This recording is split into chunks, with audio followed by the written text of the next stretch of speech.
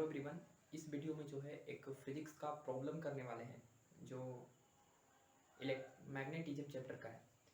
ठीक है, इस प्रॉब्लम में बेसिकली ये दिया गया है कि एक चार्ज पार्टिकल जो है वो मैग्नेटिक फील्ड के अंदर परपेंडिकुलरली अगर मूव करता हो और अगर मैग्नेटिक फील्ड वेरिएबल हो, मानी डिस्टेंस के साथ चेंज हो रहा हो, तो उस चार्ज पार्टिकल का पाथ जो है किस तरह से होता है, इसके बारे में हम डिस्कस करने वाले हैं। ठीक है, चलिए। तो इस सवाल का बहुत सारा पार्ट है, धीरे धीरे जो है हम सीखेंगे इस क्वेश्चन को, और जो मेन प्रॉब्लम है उसको हम लास्ट में करेंगे। ठीक है, चलिए। तो क्वेश्चन है इस तरह का कि यहाँ पर एक करेंट कैरिंग वायर है, इनफाइनाइट वायर है, करेंट कैरिंग इनफाइनाइट वायर है, इनफाइनाइट वायर है, बहुत बड़ा लॉन्ग वायर है। ठीक है, और इसके अंदर जो है एक नीचे की तरफ करंट फ्लो रहा है जिसका नाम है आई करंट फ्लो रहा है नीचे। और शुरुआत में t इज इक्वल टू 0 पे यहाँ से r0 डिस्टेंस दूर जो है एक चार्ज पार्टिकल है q। एक चार्ज पार्टिकल क्या है हमारा? q है, और मास हमारा उसका u दिया है।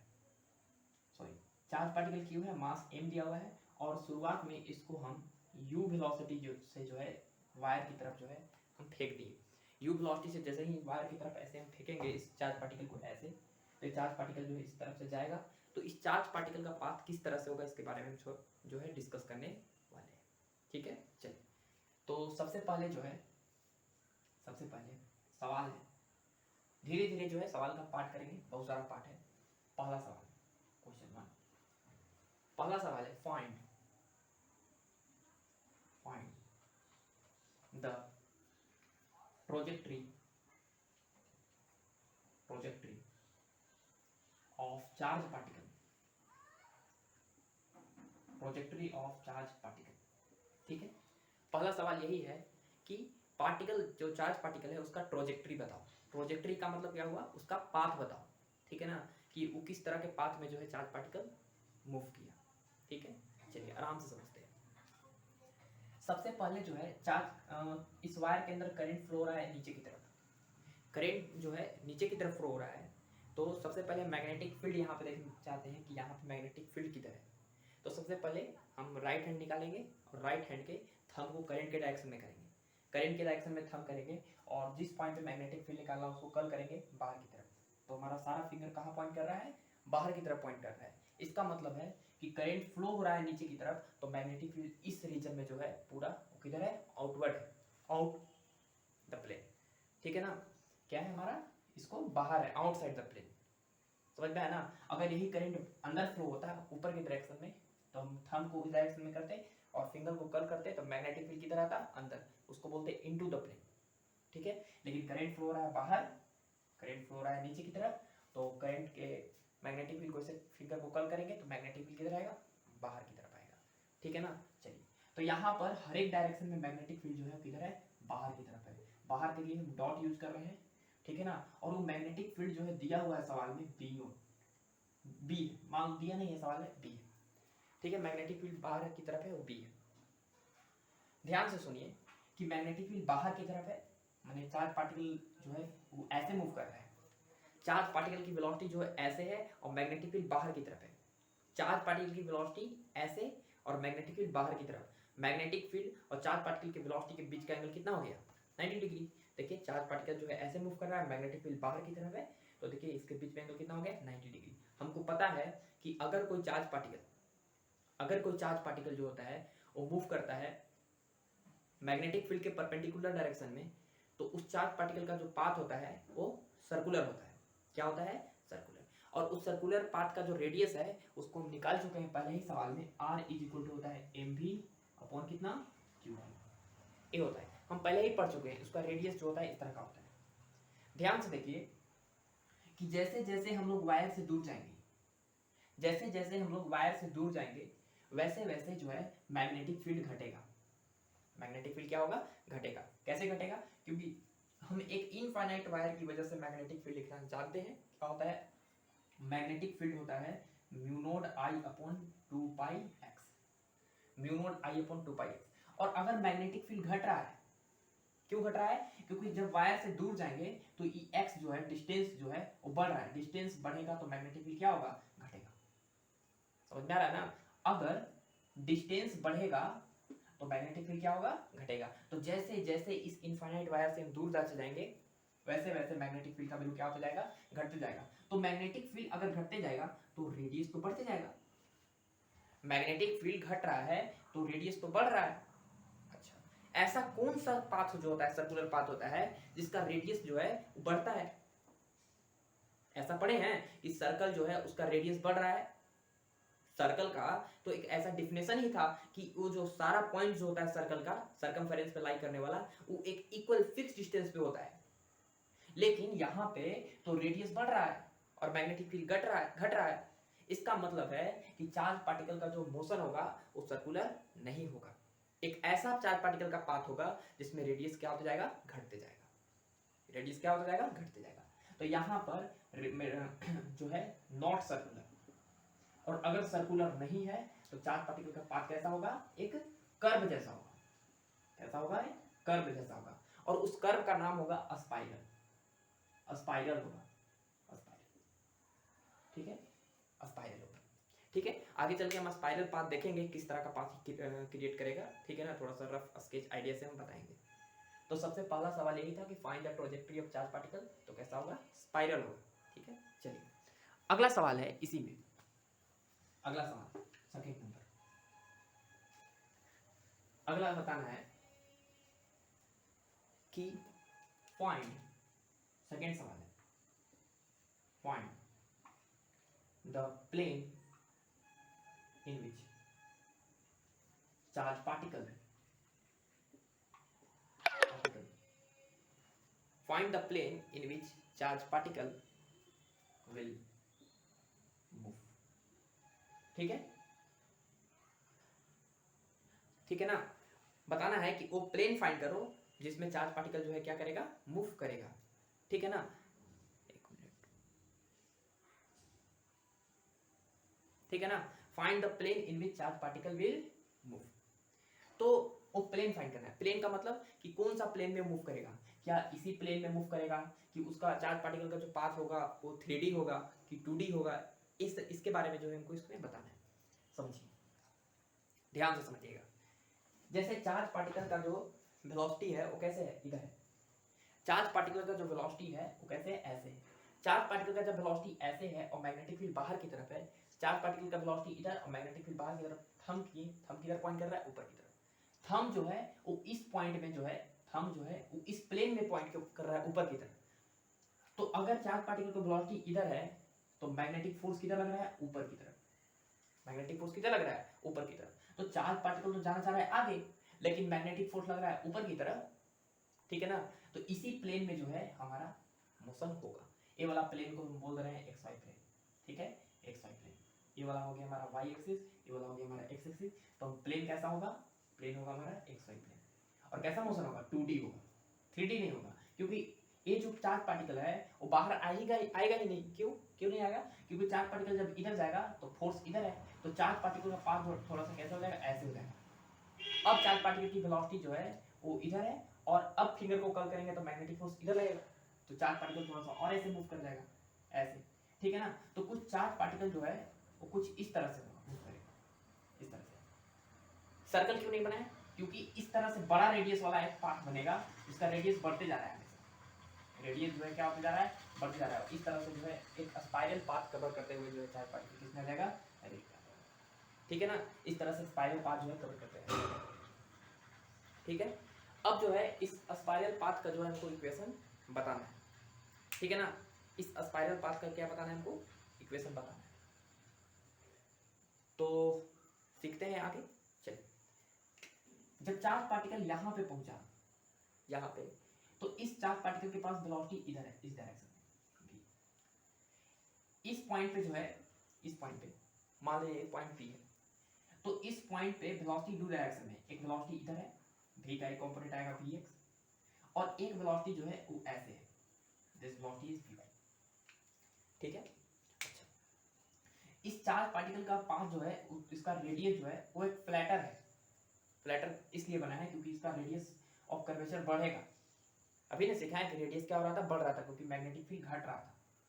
जब चार्ज पार्टिकल नजदीक आएगा, जब चार्ज पार्टिकल जो है नजदीक आएगा तो होगा क्या, मैग्नेटिक फील्ड बढ़ेगा और रेडियस ऑफ कर्वेचर घटना चाहिए। समझ में आ रहा है ना? जैसे अभी हम पढ़ेंगे R equal to M V by Q B, M V by Q B. तो जैसे जैसे ये चार्ज पार्टिकल नजदीक आएगा, माने वायर के नजदीक आ रहा है, वायर क्या आ रहा है, नजदीक, तो मैग्नेटिक फील्ड क्या हो रहा है, बढ़ रहा है। क्योंकि मैग्नेटिक फील्ड का अभी हम फॉर्मूला पढ़ाए थे, mu not I upon 2 pi x. जब चार्ज पार्टिकल नजदीक आ रहा है तो ए तो डिस्टेंस घट रहा है, डिस्टेंस घटने से मैग्नेटिक फील्ड क्या हो रहा है, बढ़ रहा है।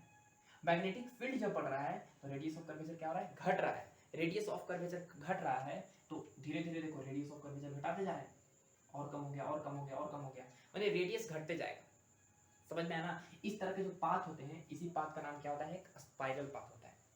ठीक है, चलिए हम एक ऐसा पॉइंट पे डिस्कशन करने वाले हैं, पॉइंट पी। ठीक है ना? अगला सवाल, अगला सवाल, अगला सवाल है question number 3, find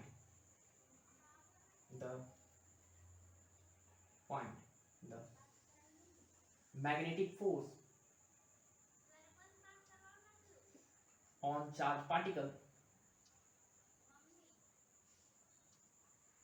at point.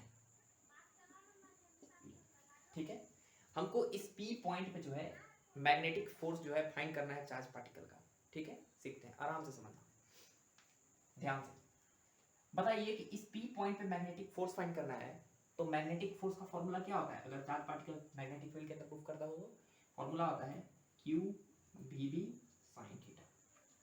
ठीक है, या इसको ऐसे लिखते हैं Q into V cross, magnetic force का फॉर्मूला यही होता है। ध्यान से देखिए कि इस पॉइंट पे वेलोसिटी दो डायरेक्शन में, मान लीजिए वेलोसिटी v है, ठीक है ना, और u जो है हमारा कांस्टेंट है, स्पीड हमारा क्या है, चार्ज पार्टिकल का कांस्टेंट, हमेशा जो इसका स्पीड कांस्टेंट है, स्पीड हमेशा क्या रहेगा, कांस्टेंट रहेगा। यहाँ भी v u के ही बराबर है, स्पीड जो है हमेशा कांस्टेंट है।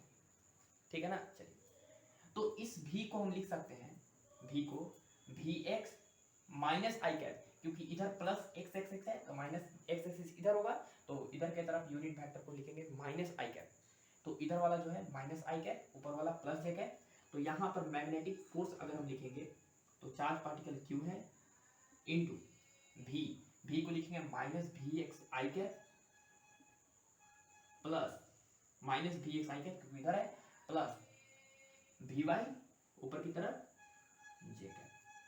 ये तो क्या लिखे हैं हम, वेलोसिटी लिखे हैं, into magnetic field. Magnetic field किधर है, बाहर की तरफ है, outside the plane, outside the plane है magnetic field, outside the plane.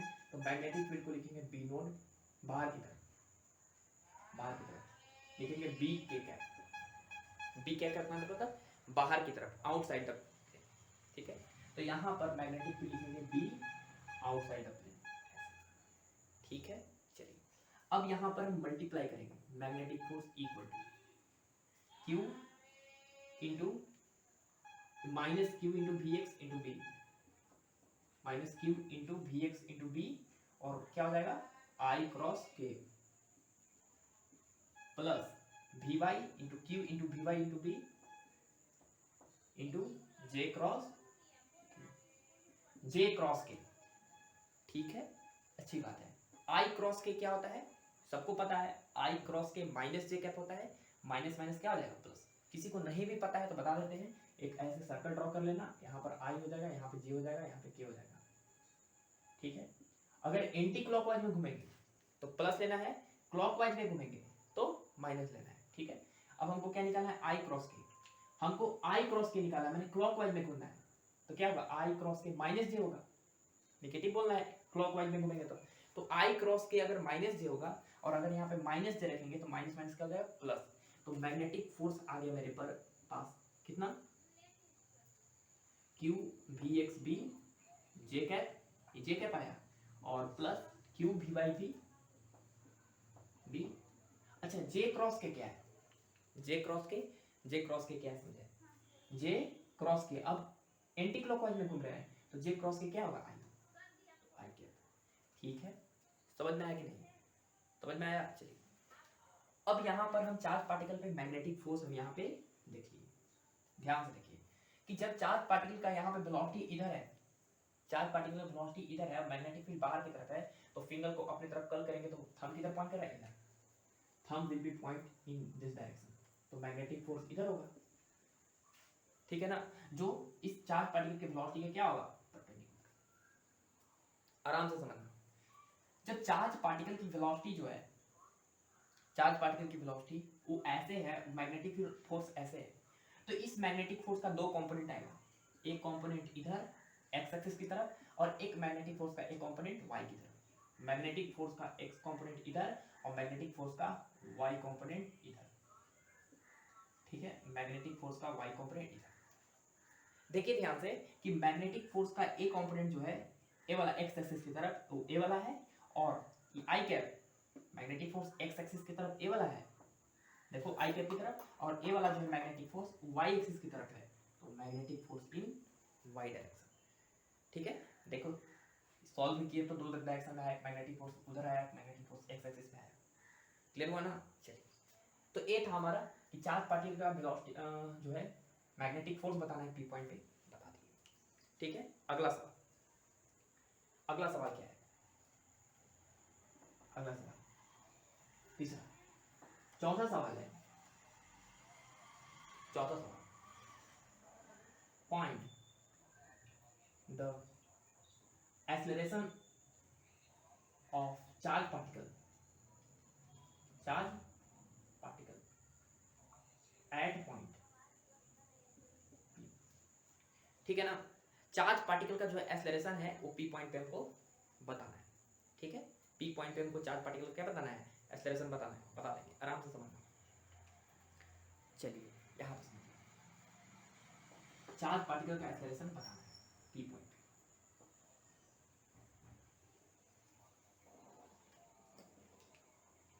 बताइए कि मैग्नेटिक फोर्स ए आ गया, मैग्नेटिक फोर्स को लिखेंगे मास इनटू पी पॉइंट पे acceleration equal to Q V X B J cap plus Q V Y B I cap. बताइए इनको acceleration बताना है, तो एक्सेलरेशन विल बी कितना हो जाएगा, Q V X B by M, M से डिवाइड कर देंगे, into J cap plus Q V Y B upon M into I cap, ठीक है। ये हो गया हमारा चार्ज पार्टिकल का एक्सेलरेशन पी पॉइंट पे, ठीक है ना। चलिए अच्छी बात है, अब यहां पर हम दो चीज यहां पे निकालने वाले हैं, क्या समझिए, यहां पे ये जो एक्सेलरेशन है, this is acceleration along Y axis, जो दिया हुआ है कितना, Q V X B upon M into J cap, और ए वाला जो एक्सेलरेशन है, this acceleration is along X axis, vector sine लगाएंगे, equal to Q V Y B upon M into I cap, समझ में आया ना। चलिए, तो ए था हमारा। अब यहां पर एक्सेलरेशन भी हम सीख लिए, एक्स एक्सिस में और वाई एक्सिस में, ठीक है। चलिए, अब यहां पर अगला सवाल क्या करने वाले हैं, समझिएगा, पहले सवाल को समझाते हैं, ध्यान से देखिए कि ए वाला जो मैग्नेटिक फोर्स का कंपोनेंट है, यहां पे जब चार्ज पार्टिकल पहुंचा, तो वाई एक्सिस में जो मैग्नेटिक फोर्स का कंपोनेंट है इसका, ए लगातार चार्ज पार्टिकल के ऊपर की तरफ वेलोसिटी को क्या करेगा, बढ़ाएगा। क्यों बढ़ाएगा, क्योंकि मैग्नेटिक फोर्स ऊपर है, तो एक्सेलरेशन भी वाई एक्सिस में ऊपर की तरफ है, तो मैग्नेटिक फोर्स जो है लगातार जो है उस चार्ज पार्टिकल की वेलोसिटी को बढ़ाएगा। तो चार्ज पार्टिकल जब ऊपर जाएगा तो वेलोसिटी जो है बढ़ती जाएगी, लेकिन समझिएगा एक्स एक्सिस में जो वेलोसिटी है, एक्स एक्सिस में वेलोसिटी है वो इधर है, और फोर्स इधर है, फोर्स माने तो एक्सेलरेशन एक्स एक्सिस में है। जब एक्सेलरेशन एक्स एक्सिस वाला, जब इधर वाला एक्सेलरेशन जो है वो इस एक्स एक्सिस के वेलोसिटी को क्या करेगा, घटाएगा, क्योंकि एक्सेलरेशन इधर है, चार्ज पार्टिकल की वेलोसिटी इधर है, तो इसका स्पीड घटेगा घटेगा घटेगा घटेगा, मतलब चार्ज पार्टिकल ऊपर भी जा रहा है और चार्ज पार्टिकल इधर भी जा रहा है, समझ में आ रहा है ना। चार्ज पार्टिकल ऊपर भी जा रहा है, चार्ज पार्टिकल इधर भी जा रहा है, तो एक्स एक्सिस वाला जो सेपरेशन है वायर से वो लगातार घट रहा है, लेकिन वाई एक्सिस जो है लगातार ऊपर क्या हो रहा है, जा रहा है चार्ज पार्टिकल, ठीक है ना। तो एक ऐसा समय आएगा जब ए वाला एक्सेलरेशन जो है इसके वेलोसिटी को घटाते घटाते घटाते घटाते घटाते घटाते घटाते घटाते एक ऐसा समय आया जब, देखिए ध्यान से, कि इस पॉइंट पे चार्ज पार्टिकल का एक्स एक्सिस में वेलोसिटी कितना हो गया, जीरो, सिर्फ और सिर्फ वाई एक्सिस में वेलोसिटी बन गया, क्या बन गया, वाई एक्सिस में, ठीक है ना। चार्ज पार्टिकल का एक्स वाला वेलोसिटी घटते गया, घटाने का जिम्मेवार कौन सा है, ई मैग्नेटिक फोर्स का ए वाला कंपोनेंट। ए वाला कंपोनेंट जो है वो एक्स एक्सिस के वेलोसिटी को घटाते गया देखो चार्ज पार्टिकल, और वाई एक्सिस की वेलोसिटी को बढ़ाता गया, और सारा का सारा जो वेलोसिटी था वो किसके बराबर हो जाएगा, यू के। अब एक्स एक्सिस में कोई वेलोसिटी नहीं है, एक्स एक्सिस में कोई वेलोसिटी नहीं है, तो इस समय जो है वो चार्ज पार्टिकल वायर की तरफ नहीं जा रहा है, अब पार्टिकल ऊपर जा रहा है। और एक स्टैंड के बाद जब चार्ज पार्टिकल जो है इस पे मैग्नेटिक फोर्स लगेगा इधर की तरफ, क्योंकि चार्ज पार्टिकल की वेलोसिटी इधर और मैग्नेटिक फोर्स बाहर की तरफ कर करेंगे, तो मैग्नेटिक फोर्स इस पॉइंट पे आएगा इधर, मैग्नेटिक फोर्स जो है इस चार्ज पार्टिकल के इस पॉइंट को इधर की तरफ जो है टर्न करेगा, और चार्ज पार्टिकल फिर से इधर जाएगा। जैसे ही इस पॉइंट से चार्ज पार्टिकल जब इधर जाएगा, तो अब जो है एक्स एक्सिस से सेपरेशन घटेगा, और वाई के बाद हमको नहीं पता, समझ में आया ना। तो यहां के बाद जो है वो एक्स एक्सिस के बाद सेपरेशन क्या हो रहा है, एक्स एक्सिस के बाद सेपरेशन इस वायर से बढ़ रहा है, लेकिन ये जो है एक ऐसा पॉइंट है जो वायर से एक मिनिमम सेपरेशन पे है। सबसे मिनिमम सेपरेशन यही है, जहां पे वेलोसिटी ना अप्रोच है ना वेलोसिटी ऑफ क्या है, सेपरेशन है वायर के। तो ये जो है अगला सवाल यही है हमारा, अगला सवाल यही, चौथा सवाल बन गया, पांचवा सवाल यही है, find the minimum separation of charge particle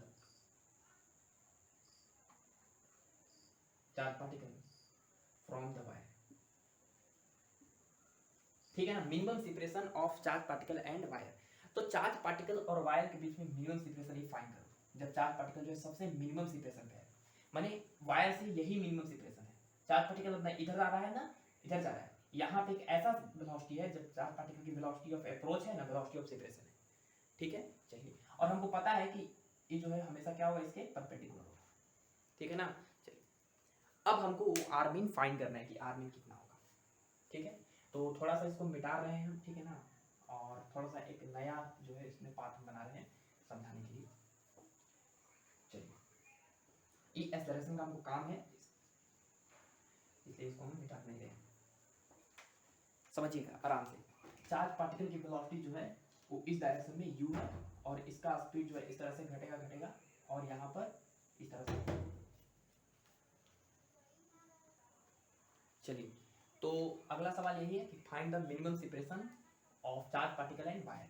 तो ये वायर और चार्ज पार्टिकल जब यहाँ पर पहुंच जाएगा, तो यहाँ पे सारा का सारा वेलोसिटी जो है वाई एक्सिस में किसके बराबर हो जाएगा, u के। ठीक है, और शुरुआत में सेपरेशन कितना था, r था। यहाँ पे यही जो वायर चार्ज पार्टिकल है और ये वायर है, इसके बीच में क्या है, मिनिमम सेपरेशन। ये हमको r मीन कैलकुलेट करना है। ठीक है, कर देंगे। देखिए ध्यान से कि acceleration along X axis equal to कितना है, q into V Y into B, q into V Y into B upon कितना, m। ठीक है, अच्छा, ई पी पॉइंट पे जो है मैग्नेटिक फील्ड कितना होगा, यहाँ से एक डिस्टेंस दूर, x डिस्टेंस दूर, ये बताओ। तो यहाँ से वायर से x डिस्टेंस दूर जो है मैग्नेटिक फील्ड जो होगा वो कितना होगा, तो मैग्नेटिक फील्ड लिख देंगे, mu naught I upon 2 pi x होता है, तो q into V Y into B की जगह पे लिखेंगे म्यू नोट, करंट फ्लो रहा है I अपॉन कितना, 2 पाई x, और पहले से m है, तो 2 pi m into x। Magnetic field इस पी पॉइंट पे कितना होगा, म्यू नोट I अपॉन 2 पाई, कितना डिस्टेंस दूर वायर से, x। ये होता है इनफाइनाइट वायर की वजह से मैग्नेटिक फील्ड, ये हमको सबको पता है। तो यहाँ से हो जाएगा मेरे पास कितना, mu naught I upon 2 pi x। इस एक्सेलरेशन को हम लिखेंगे ऐसे, vx into D V X by D X. एक्सेलरेशन का फॉर्मूला दो होता था, v into D V by D X, और एक होता था D V by D T. हमको जो है x के फॉर्मेट में निकालना है, इसलिए x हमें यहाँ पे रहने दे रहे हैं, इज इक्वल टू कितना है, q into V Y into mu naught I upon 2 pi m into X. ठीक है, अब यहाँ पर वी वाई है, यहाँ पे V X into D V X है, यहाँ पे वी वाई है, यहाँ पे क्या है वी वाई, और यहाँ पे V X into D V X है। तो दो ठो इसको वी वाई को हमको हटाना पड़ेगा, या तो वी वाई को वी एक्स के रूप में लाना पड़ेगा, या वी एक्स को वी वाई के रूप में लाना पड़ेगा। तो उसके लिए मेरे पास एक दिमाग है, यहाँ पे चार्ज पार्टिकल की वेलोसिटी कितना है, v, उसका स्पीड कितना होगा, u होगा। ठीक है, वेलोसिटी v है, उसका मैग्नीट्यूड u के बराबर है, क्योंकि u जो था हम सवाल में बोल दिए थे क्या था, कांस्टेंट था, हर एक जगह स्पीड बराबर था u। अच्छा एक बात बताओ, u बराबर वी है, तो यहाँ पर एक आया था vx और यहाँ पर आया था एक vy, तो क्या हम u स्क्वायर को क्या हम vx का स्क्वायर प्लस vy का स्क्वायर लिख सकते हैं? vx का स्क्वायर प्लस vy का स्क्वायर, इस u को हम इसको दोनों तरफ डिफरेंशिएट करेंगे तो u स्क्वायर का डिफरेंशिएशन कितना होगा? 0, क्योंकि u क्या है? कांस्टेंट, कांस्टेंट का डिफरेंशिएशन होता है 0। vx स्क्वायर का होगा कितना? तो 2vx into dvx plus vy का स्क्वायर का होगा 2vy इंटू dvy। इसमें किसी को डाउट नहीं होना चाहिए। इसको हम जो है इधर लाएंगे, जब इसको हम इधर लाएंगे तो हो जाएगा माइनस 2vx इंटू dvx बराबर 2vy इंटू dvy। यहाँ से 2 से 2 कैंसिल और हमारे पास पता चल गया vx इंटू dvx का वैल्यू कितना? Minus vy into dvy, minus vy into dvy, ये पता चल गया। ये वाला vx इंटू dvx का वैल्यू जो है उठा के जो है यहाँ पे रख देंगे, vx इंटू dvx की जगह पे कितना कितना है? Minus vy into dvy upon कितना? dx बराबर q into vy into mu naught i upon 2 pi m into x। ठीक है, 2 पाई m इंटू x। यहां से vy और vy क्या हो गया? कैंसिल, और माइनस को ऐसा ही छोड़ दीजिए, dx को यहाँ पे ले आइए तो हो जाएगा माइनस dvy बराबर q into mu node into i upon 2 pi m, और ये dx को यहाँ पे ले आइए तो बन जाएगा dx अपॉन x। इसमें सबको क्लियर होगा। दो तरफ हम इंटीग्रेट करने वाले हैं, ठीक है। सुनिए, जब यहाँ पे वेलोसिटी u था, x एक्सिस में सारा का सारा वेलोसिटी जो है y एक्सिस में 0 था, सारा का सारा वेलोसिटी कितना था? x एक्सिस का लॉन्ग था, तो y एक्सिस में वेलोसिटी कितना था? 0। तो सेपरेशन जो है x जो है वो y से कितना डिस्टेंस दूर था? चार्ज पार्टिकल r0 डिस्टेंस दूर, तो यहाँ पे लिखेंगे r0। लेकिन जब चार्ज पार्टिकल जो है उसका सारा का सारा वेलोसिटी y एक्सिस में कितना हो गया? u हो गया, तो वेलोसिटी सेपरेशन जो है कितना हो गया? r मीन के बराबर हो गया। r मीन यहाँ पे लिख देंगे, इसको इंटीग्रेट करेंगे, dvy का इंटीग्रेशन होगा minus vy, upper limit put करेंगे तो u माइनस 0, तो कितना बनेगा? माइनस u बनेगा, equal to q into mu naught i upon 2 pi m जो है बाहर निकालेंगे, और dx अपॉन x का इंटीग्रेशन होता है log x। क्या होता है? log x। कहां से कहां तक? r0 टू r मीन तक। यहां से माइनस इसको मल्टीप्लाई करेंगे तो minus 2 pi m into you, और q म्यू नोड i से डिवाइड कर देंगे। log x का इंटीग्रेशन होता है dx बाई x का इंटीग्रेशन होता है ln ऑफ x। पहले r मीन पुट करेंगे x के जगह पे तो हो जाएगा ln r मीन माइनस फिर ln r note, log m minus log n क्या होता है? log m अपॉन n, तो log r मीन अपॉन कितना हो जाएगा? r नोट हो जाएगा, तो यहाँ पर हो जाएगा log r mean by r note. ठीक है, अब इस log को जो बेस है e है इसको पावर में डालेंगे तो ये हो जाएगा हमारे पास r मीन अपॉन r बराबर e टू दी पावर में चल जाएगा minus 2 pi m into U upon कितना? q into mu naught into I. हमको r मीन फाइंड करना था तो यहाँ से r नोट से क्या कर देंगे? मल्टीप्लाई, तो हमारे पास r मीन का वैल्यू आ जाएगा, मिनिमम सेपरेशन हो जाएगा r नोट इंटू ई का power minus 2 pi m into U upon कितना? q into mu naught into I. ठीक है, ये बना हो गया। ठीक है, ये हमारा हो गया क्या? ठीक है, चलिए, ऑल द बेस्ट।